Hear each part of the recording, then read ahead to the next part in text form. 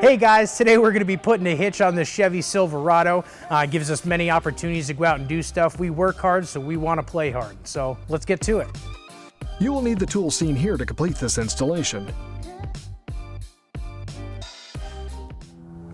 All right, so before we get our hitch up, what we're gonna do is we're gonna do a little bit of frame prep here just to get our hitch going. We're gonna be using these existing weld nuts. There's one here and one over here on the passenger side.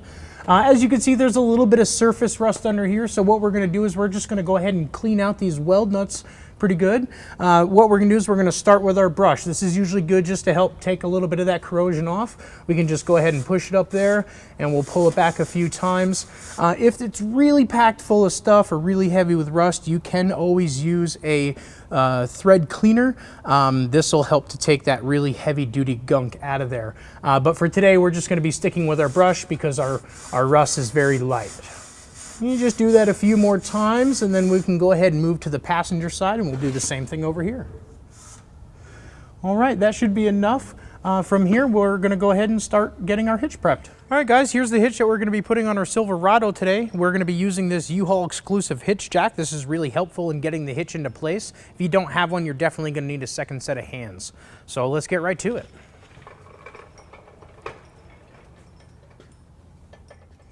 All right, here we go. We're gonna get our hitch up into place. As we can see that our holes line up for our different attachment points on both sides very nicely, no drilling required. We can start getting our hardware right in place. All right, so we got our hitch up into place. All our holes are aligned, so we're gonna start putting our hardware in place. We're gonna take the plate with the offset hole in our carriage bolt, and that's gonna go here in the center. And then we're gonna take our plate with the center hole and once again our carriage block, and that's gonna go in our forwardmost attachment point. And then last, we're gonna have a bolt with a conical washer, and that's gonna go into the rearmost attachment point, and that's with the existing weld nut. Let's move to the passenger side. All right, over here on the passenger side, once again, we're gonna take our offset plate with hole and our carriage block. That's gonna go up here in the center. And then our centered plate with carriage block is gonna go in the forwardmost attachment point. And then our bolt with conical washer into our existing weld nut.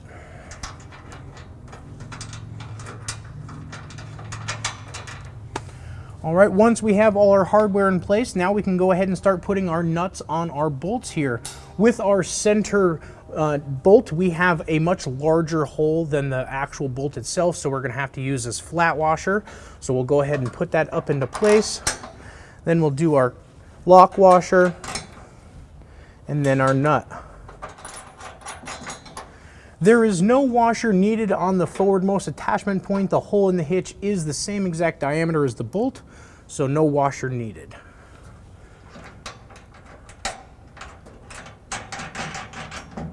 All right, let's move to the driver's side. All right, over here on the driver's side, we have our hardware. We're ready to put our nuts on.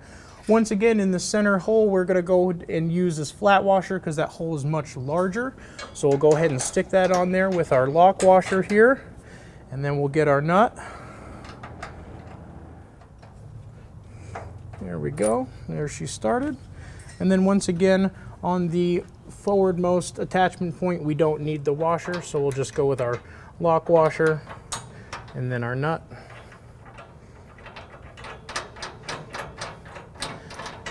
All right, now that we have all our hardware in place, let's go ahead and torque it down. All right, now that we got all our hardware up, we're gonna go ahead and torque it down. We're just gonna follow our instructions and torque it to what the manufacturer recommends.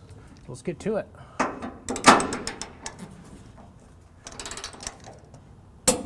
All right, let's move to the passenger side.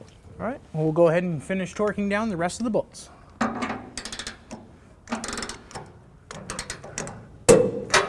All right, we're all torqued. All right, now that the hitch is installed and we got the vehicle on level ground, we're gonna get you a couple of measurements. From the ground here to the top of the inside of the receiver tube is 20 inches. And then from the pinhole to the edge of the bumper fascia is 2.5 inches. I wanna thank you guys for taking the time to watch our video. Have a good day.